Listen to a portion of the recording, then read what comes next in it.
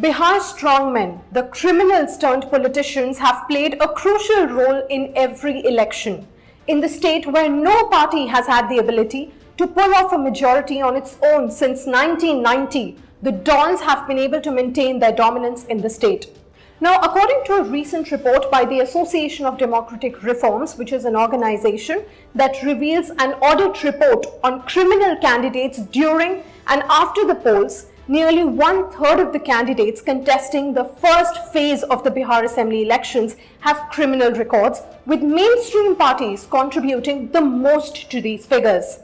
Criminalization in politics, especially in Bihar, is not something new, but has definitely spiked in recent years.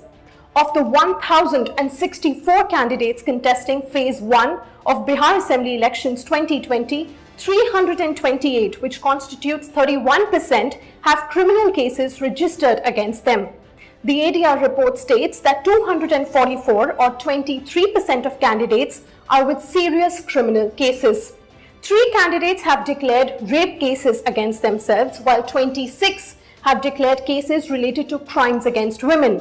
At least 83 candidates have murder and attempt to murder cases against them. This is the irony of Indian politics. Those with a criminal background and serious charges registered against them come to power and make promises about women's safety, law and order, and ending corruption.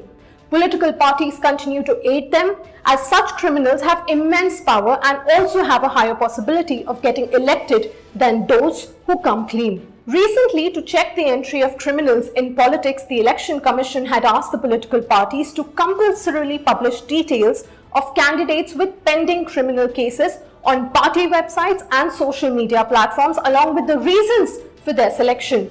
Following the Supreme Court's order in February early this year, the Election Commission had asked political parties to explain why they chose candidates with a criminal history to contest elections.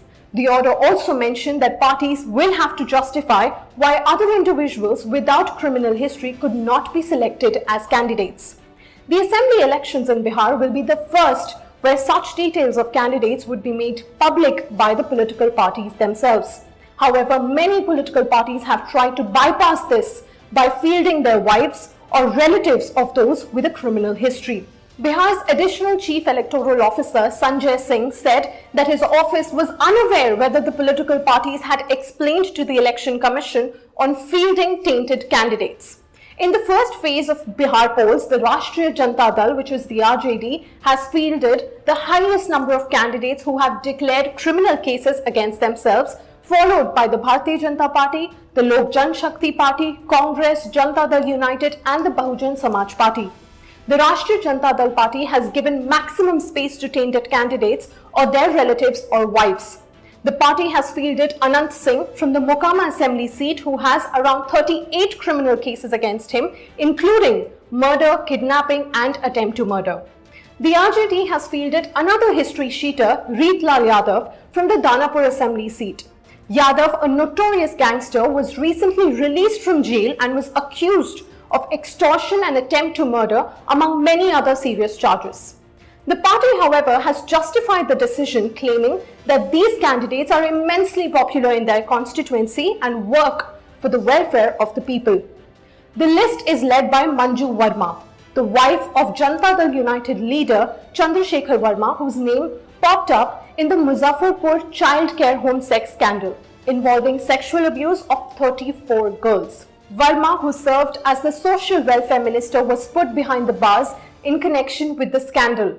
She has been fielded from Cheria Bariarpur seat in Begusarai district.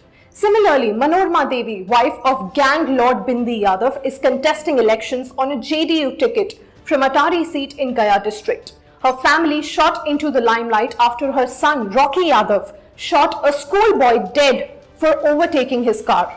Yadav has been awarded life imprisonment for his crime.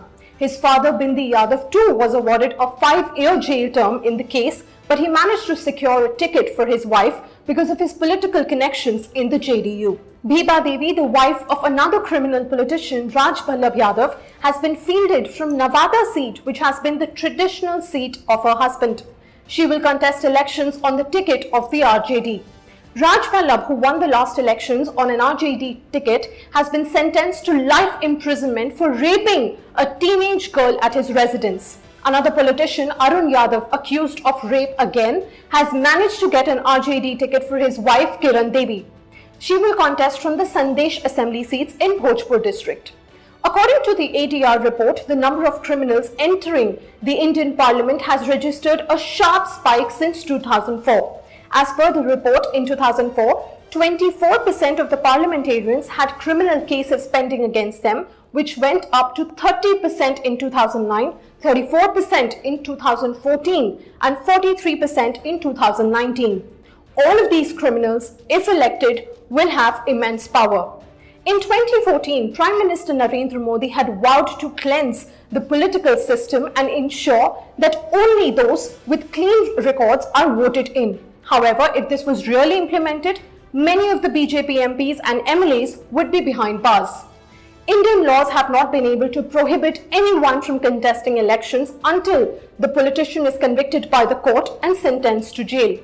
Criminal politicians have been contesting elections and getting elected to both parliament and the state assemblies. This does not just increase the responsibility on the election body's shoulders, but ours as well. We as responsible citizens must keep in mind the criminal history of every representative before casting our vote and electing them to power.